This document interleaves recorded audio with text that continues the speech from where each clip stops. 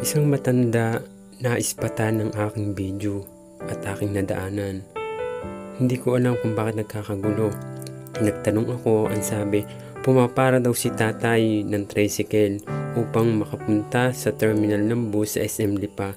Ngunit ang nangyari, hindi siya pinapasakay or tinitigilan ng mga magta-tricycle sa Lipa, Batangas. Hanggang sa inabot si tata ng pagka-stroke sa daan sa pagpara ng mga tricycle. Buti na lang nagdatingan ang mga rescuer ng Lipa City, Batangas. Ito po ay naganap sa Lipa City sa may monumento malapit sa may McDonald. Kaya muli po, tunghayan po ninyo ang kalungkot-lungkot na nangyari kay tatay. Tunghayan ang full video.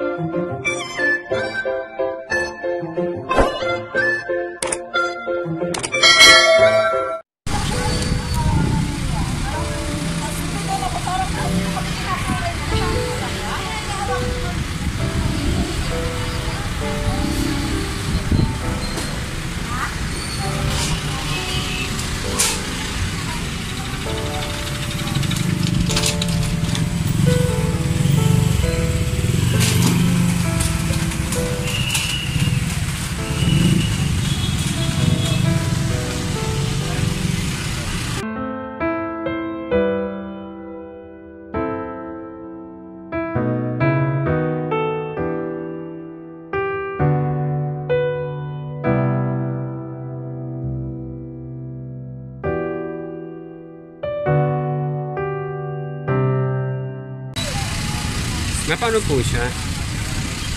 Nahimatay? Hindi po. Parang papara, ayaw itong pasakay. Papara, ayaw pasakay sa tricycle? Oo, tumaas po ang baby niya. Oo. Sa init. Papara, ayaw pasakay ng mga tricycle?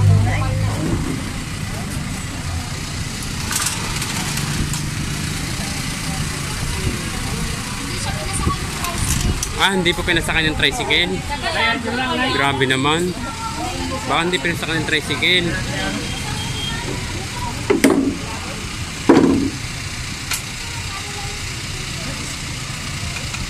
Papunta po siya ng SM Terminal daw. Tapos SM Terminal? Pakubaw ang sakay. Tapos po? Sige po, sige po. Pakubaw po daw. Pakubaw daw po. Tapos hindi po inanon siya ng tricycle. Ayaw tigilan.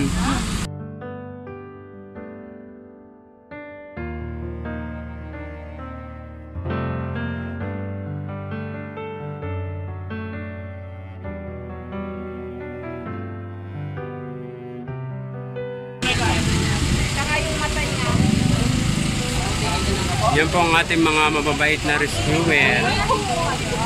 Paras ng babaksak, hindi ka man kaya eh.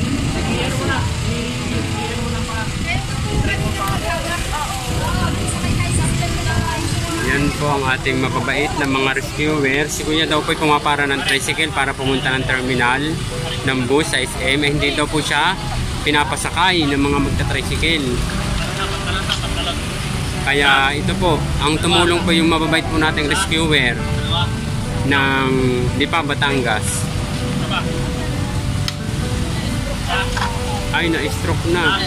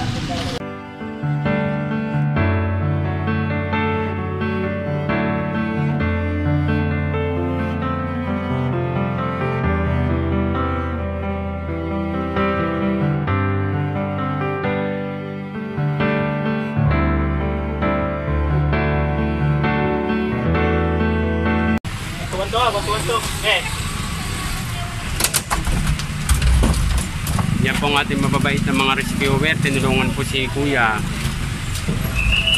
Kawawa naman.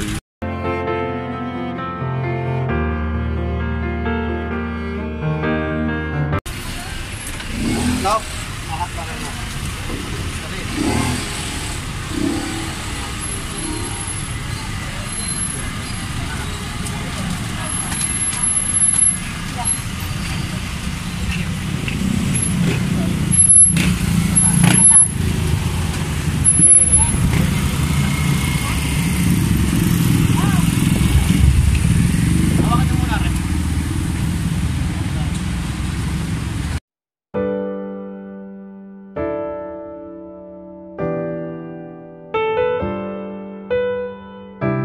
Kawawa naman si kuya.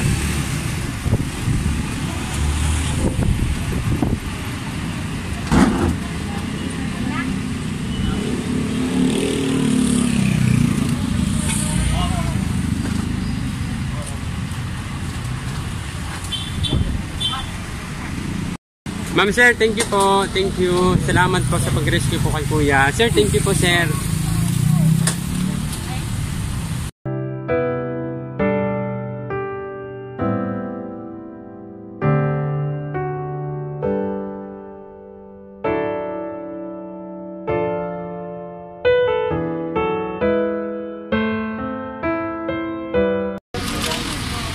Ito po mga gamit atin po kukunin.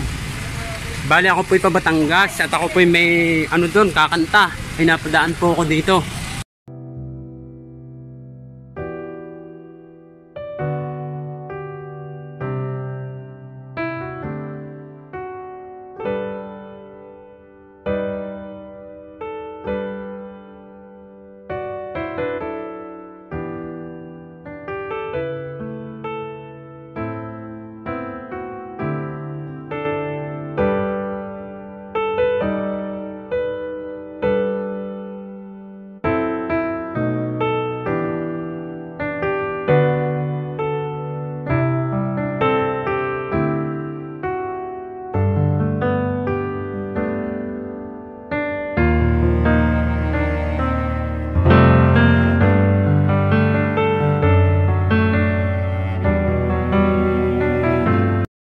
Naman.